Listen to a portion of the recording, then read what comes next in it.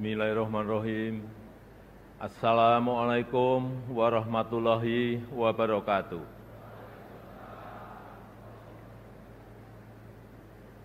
Selamat pagi, salam sejahtera bagi kita semuanya.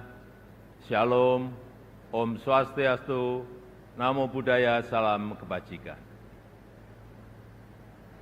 Yang saya hormati Wakil Presiden Republik Indonesia, Bapak Profesor Dr. Kiai Haji Ma'ruf Amin, beserta Ibu Hajah Wuri Ma'ruf Amin. Yang saya hormati Ketua, para Wakil Ketua, dan para anggota Majelis Permusyawaratan Rakyat Republik Indonesia. Yang saya hormati Ketua, para Wakil Ketua, dan para anggota Dewan Perwakilan Rakyat Republik Indonesia. Yang saya hormati Ketua, para Wakil Ketua, dan para anggota Dewan Perwakilan Daerah Republik Indonesia. Yang saya hormati Ketua, para Wakil Ketua, dan para anggota lembaga-lembaga negara. Yang saya hormati Bapak Jenderal TNI Purnawirawan Tri Sutrisno.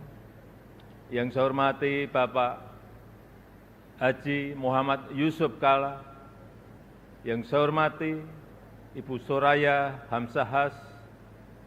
Yang saya hormati Yang Mulia para Duta Besar negara-negara sahabat dan para pimpinan perwakilan badan dan organisasi internasional. Yang saya hormati para Menteri Kabinet Indonesia Maju, Jaksa Agung, Panglima TNI, Kapolri, dan Kabin. Yang saya hormati para Ketua Umum Partai Politik, Bapak Ibu, Saudara-saudara sebangsa dan setanah air, para hadirin dan undangan yang saya muliakan. Tahun ini genap 10 tahun saya menjabat sebagai Presiden Republik Indonesia. Dan genap 5 tahun Bapak Profesor Kiai Haji Ma'ruf Amin menjabat sebagai Wakil Presiden Republik Indonesia. Sebuah tanggung jawab dan kepercayaan besar yang tidak pernah kami bayangkan sebelumnya. Sebuah mandat dan amanah besar yang tidak pernah kami pikirkan sebelumnya. Sejak hari pertama saya menerima amanah ini, saya sangat menyadari akan ada banyak gelombang yang harus dihadapi. Akan banyak tantangan yang harus diselesaikan. Tapi dari awal saya juga yakin dan sangat percaya bahwa saya tidak sendirian. Ada cita-cita dan harapan masyarakat.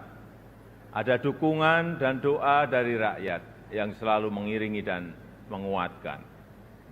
Senyum, sapa, dan doa Bapak Ibu dan saudara-saudara sebangsa setanah air semua adalah sumber kekuatan saya.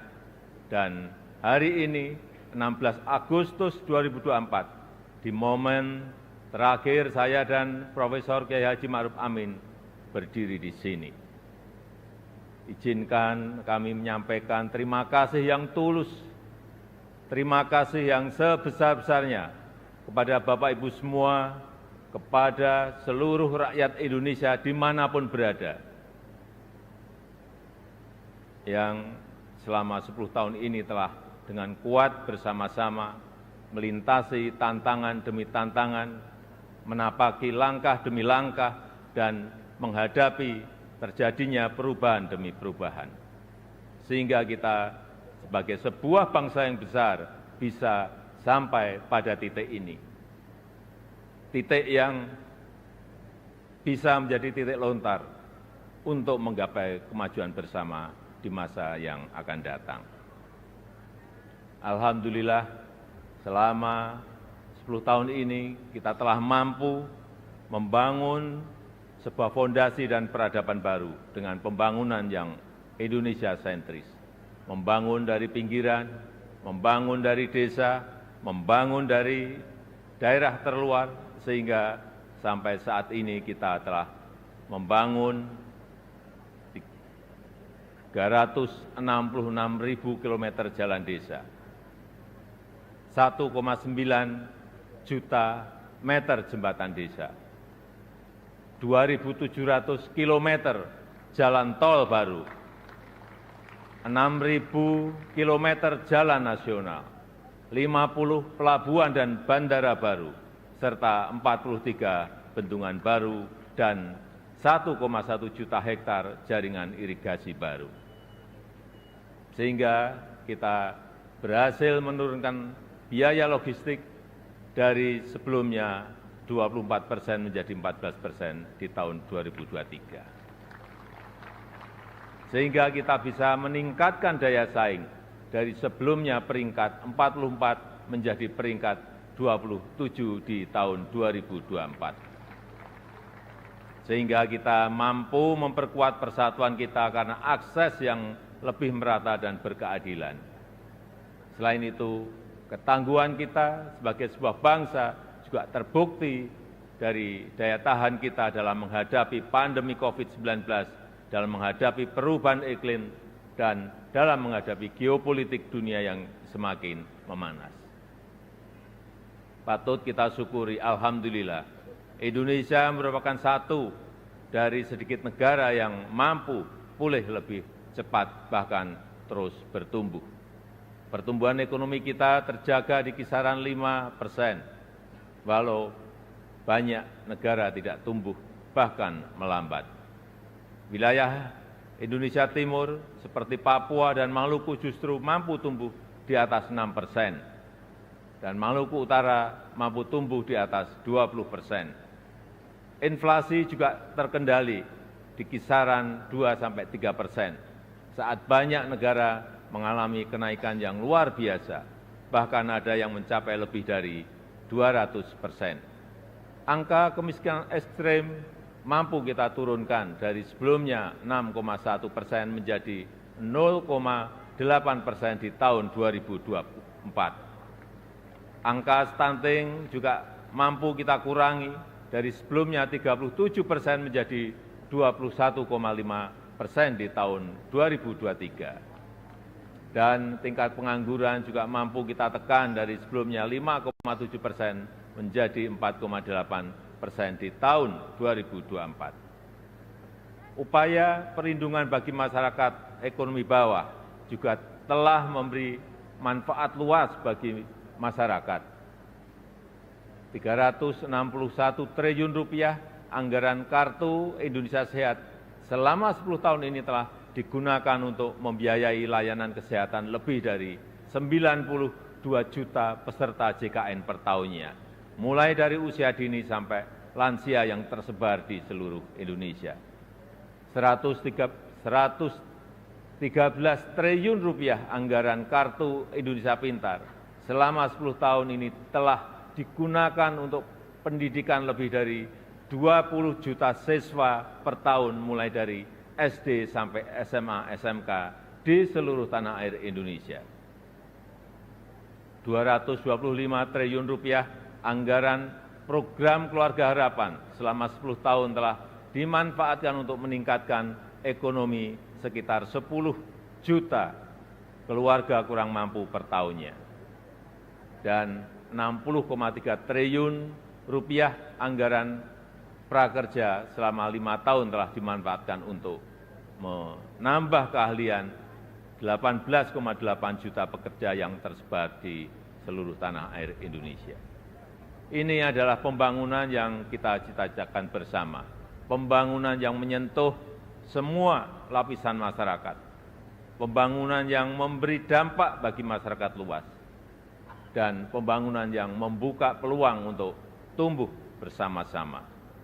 Bapak, Ibu, saudara-saudara sebangsa dan setanah air, di sisi lain kita juga telah mengambil langkah besar untuk meningkatkan produktivitas dan nilai tambah dengan tidak lagi mengekspor bahan mentah, tapi mengolahnya dulu di dalam negeri.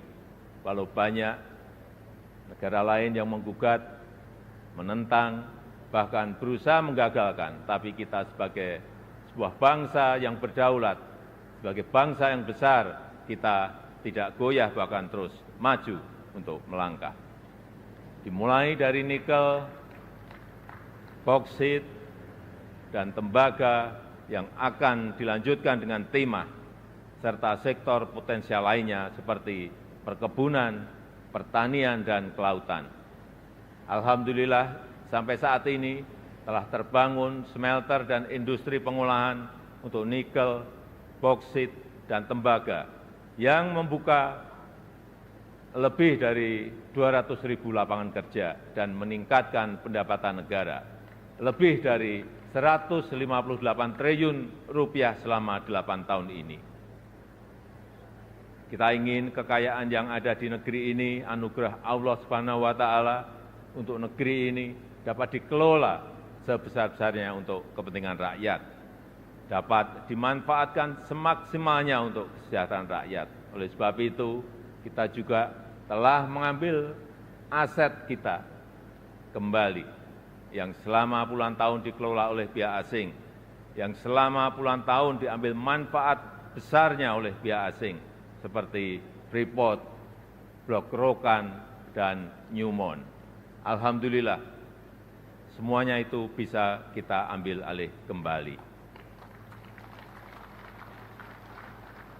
Selain itu, di saat dunia mulai mengarahkan masa depannya ke ekonomi hijau, Indonesia juga tidak ingin kehilangan momentum ini, karena Indonesia memiliki potensi besar di sektor energi hijau, yaitu sekitar kurang lebih 3.600 gigawatt, baik dari energi air, angin, matahari, panas bumi, gelombang laut, dan bioenergi. Sehingga kita terus konsisten mengambil bagian dalam langkah dunia melakukan transisi energi secara hati-hati dan bertahap, karena transisi energi yang ingin kita wujudkan adalah transisi energi yang berkeadilan, yang terjangkau dan mudah diakses bagi masyarakat.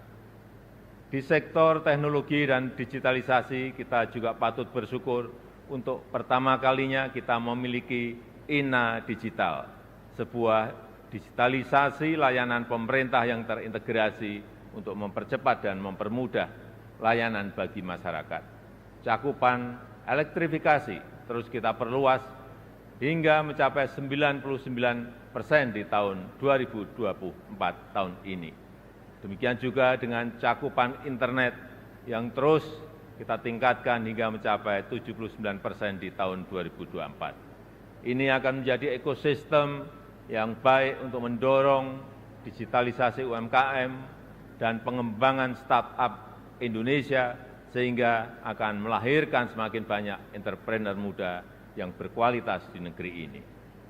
Dukungan produk dalam negeri juga kita berikan perhatian khusus dengan memprioritaskan belanja APBN, APBD, dan BUMN untuk produk-produk dalam negeri.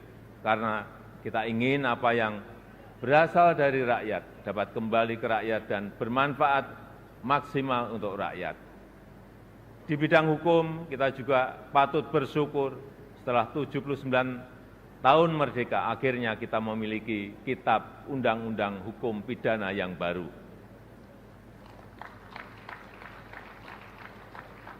Sebagai upaya memodernisasi hukum Indonesia, serta Undang-Undang Cipta Kerja yang merevisi 80 undang-undang dan 1.200 pasal. Sebagai upaya untuk menderegulasi peraturan yang tumpang tindih. Kita juga sudah memiliki undang-undang tindak pidana kekerasan seksual untuk memberikan perlindungan yang nyata, yang kuat, terutama bagi perempuan dan anak-anak. Bapak, Ibu, dan saudara-saudara sekalian sebangsa dan setanah air, ini adalah hasil kerja keras kita bersama. Ini adalah fondasi besar kita bersama. Ini adalah bukti bahwa persatuan kita, bahwa kerukunan kita, bahwa kerja keras dan kegotong royongan kita dapat membawa Indonesia melompat lebih tinggi lagi. Oleh sebab itu, saya sangat menghargai, sangat mengapresiasi dukungan dan kerjasama seluruh lembaga negara dalam menopang lompatan kemajuan Indonesia. Mulai dari MPR RI yang telah berperan aktif memperkokoh ideologi negara, memperdalam rencana penyusunan pokok-pokok haluan negara dan menjaga silaturahmi antar tokoh-tokoh bangsa. DPR RI yang telah menjalankan fungsi legislasi, menjalankan fungsi penganggaran dan pengawasan, merumuskan RAPBN 2025 untuk suksesi transisi pemerintahan dan menyelesaikan banyak undang-undang strategis, seperti Undang-Undang Ibu Kota Negara, Undang-Undang Daerah Khusus Jakarta, Undang-Undang Informasi dan Transaksi Elektronik, Undang-Undang Aparatur Sipil Negara, dan Undang-Undang Kesejahteraan Ibu dan Anak. DPD RI yang terus mengawal kemandirian daerah otonom, menginisiasi inisiatif rancangan legislasi, melakukan pengawasan pelaksanaan undang-undang dan perda, serta memberi perhatian khusus terkait agraria dan pangan.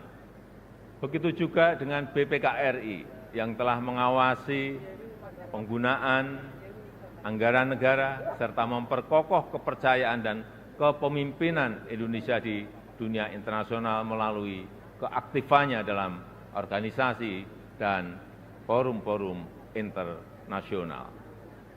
MKRI yang telah menangani lebih dari 202 perkara pengujian undang-undang dan mengadili sengketa pemilu, serta Mahkamah Agung RI beserta lembaga peradilan di bawahnya yang mengadili dan melakukan penguatan restoratif justice untuk menyelaraskan kepentingan korban dan pertanggungjawaban terdakwa tanpa melalui pemidanaan. Dan Komisi Yudisial RI yang telah berperan aktif mewujudkan hakim berintegritas dan berkualitas guna meningkatkan kepercayaan dan kepuasan masyarakat terhadap institusi kehakiman di negara kita.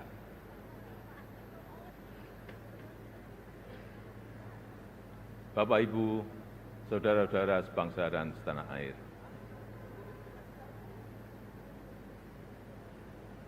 sepuluh tahun bukanlah waktu yang cukup panjang untuk mengurai semua permasalahan bangsa. Saya sangat menyadari bahwa sebagai pribadi yang jauh dari kata sempurna, sebagai insan yang tumbuh dalam keterbatasan, dan sebagai manusia yang jauh dari kata istimewa, sangat mungkin ada yang luput dari pandangan saya. Sangat mungkin ada celah dari langkah-langkah yang saya ambil. Dan sangat mungkin banyak kealpaan dalam diri saya. Oleh sebab itu, di penghujung masa jabatan ini, izinkan saya menyampaikan suara nurani terdalam kepada Bapak, Ibu, dan saudara-saudara sebangsa tanah air, kepada seluruh rakyat Indonesia, tidak terkecuali satupun. Saya dan Profesor Kyai Haji Ma'ruf Amin mohon maaf untuk setiap hati yang mungkin kecewa, untuk setiap harapan yang mungkin belum bisa terwujud, untuk setiap cita-cita yang mungkin belum bisa tergapai. Sekali lagi kami mohon maaf. Kami mohon maaf.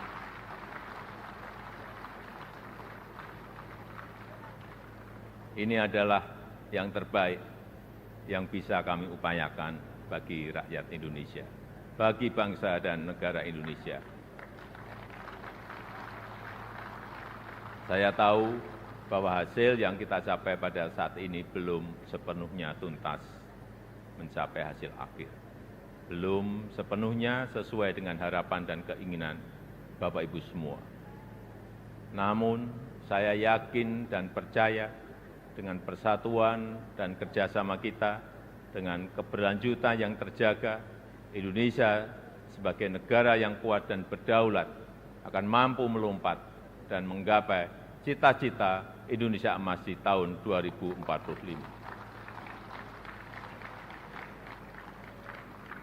Terakhir, kepada Presiden terpilih Bapak Jenderal TNI Purnawirawan Prabowo Subianto.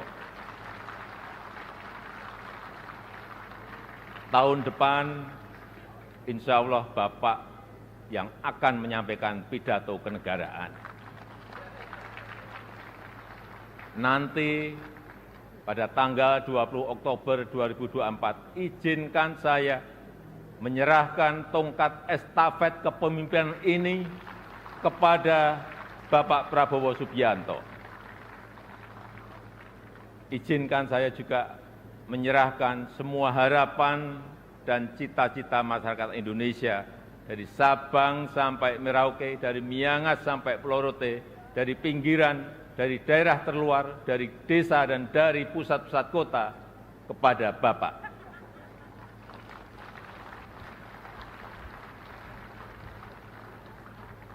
Semoga Allah SWT, Tuhan yang Maha Kuasa, senantiasa memberikan petunjuk dan kemudahan bagi bangsa Indonesia dalam kepemimpinan Presiden Prabowo Subianto pada pemerintahan periode mendatang.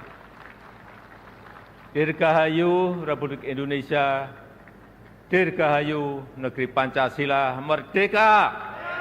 Merdeka! Merdeka! Terima kasih. Wassalamualaikum warahmatullahi wabarakatuh. Om Santi Santi Santi Om. Namo Buddhaya. Salam kebajikan. Terima kasih.